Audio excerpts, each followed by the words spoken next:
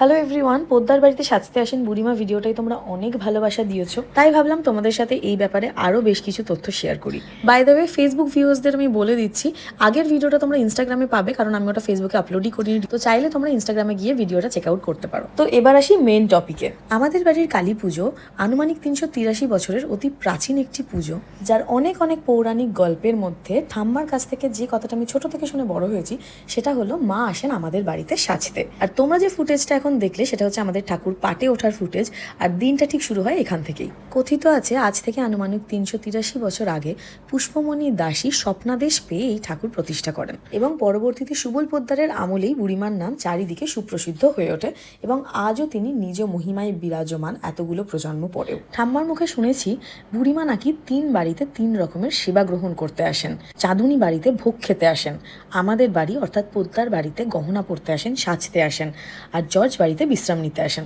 এবং এই সাজ কিন্তু শুধুমাত্র গহনার সাজ না, আমাদের ঠাকুরের মূল আকর্ষণ হচ্ছে ডাকের সাজ।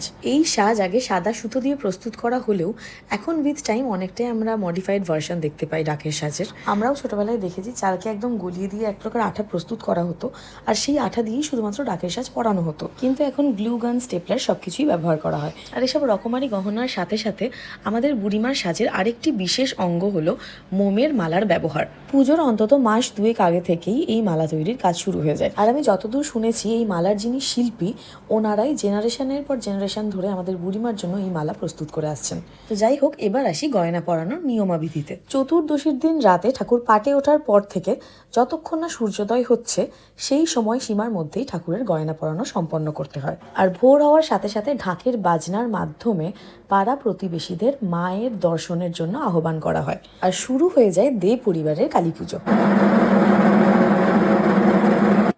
তো শেষে তোমাদের সাথে একটা গল্প শেয়ার করি এই বিষয়ক, আমার ঠাম্মার থেকে এগেন শোনা। তো দাদুর আমলে যিনি গয়না পরাতেন, উনি সমস্ত গয়না পরানোর পরেও মাকে একটি নুপুর পরাতে পারছিলেন না। এদিকে সকাল হয়ে যাওয়ারও টেনশন। তো উনি ভয়ে একটা সময় কেঁদে ফেলেন আর 2 হাত জোর করে মাকে বলেন যে মা, সকাল হয়ে যাচ্ছে, আমি কি করব, তুই আমার হাতে নুপুরটা পরে নে মা, আমি অনেক চেষ্টা করছি, কিছুতেই নুপুর পরাতে পারছি না। আর ঠিক সেই সময় মা নিজের সামনের পাটা তুলে দেন যাতে উনি সহজেই নুপুরটা পরাতে পারেন। তো এরকম আরও অনেক অনেক গল্প আছে, কোনোদিন আবার মা চাইলে তোমাদের সাথে অবশ্যই শেয়ার করব। মেকআপ আর্টিস্ট হওয়ার কারণে অনেক সময় অনেক রকমের ভিডিও দিই, বাট মাকে নিয়ে কখনো কোনো ভিডিও দিইনি। এই প্রথমবার দিলাম, তোমরা এত ভালোবাসা দিলে, সত্যি মনটা ভরে গেল।